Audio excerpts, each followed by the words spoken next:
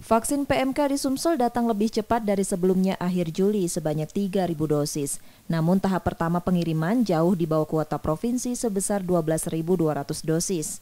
Dinas Ketahanan Pangan dan Peternakan Sumsel menerangkan, penyuntikan pertama vaksin PMK direncanakan akan dilakukan pekan depan secara massal di kabupaten dan kota. Daerah harus melakukan persiapan agar target rampung vaksin PMK di Sumsel serentak 5 Juli 2022.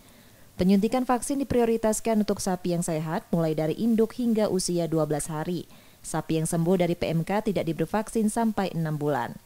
Daerah yang menjadi target utama penyuntikan tahap pertama masuk kategori aman selain 8 kabupaten dan kota yang terkonfirmasi. Di antaranya Muara Enim, Musirawas, Lahat, Banyu Asin, Musi Banyu Asin, Lubuk Linggau, Ogan Kombring Ilir, dan Palembang. Tahap pertama kita mendapatkan jatah 12.200 vaksin.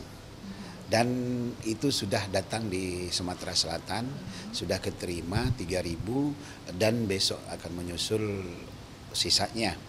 Yang harus kita laksanakan selesai paling lambat tanggal 5 Juli. Nah, itu. Diutamakan adalah hewan yang indukan dan juga anakan atau pedet. Dari umur 2 minggu sudah bisa divaksin. Ini karena untuk menyangga. Tapi kalau yang sudah terkena, itu tidak boleh dilakukan vaksin, harus menunggu 6 bulan. Kasus PMK di Sumsel tercatat 348 ekor dan terbanyak di Kabupaten Musirawas dan Muara Enim, dengan 7 diantaranya mati.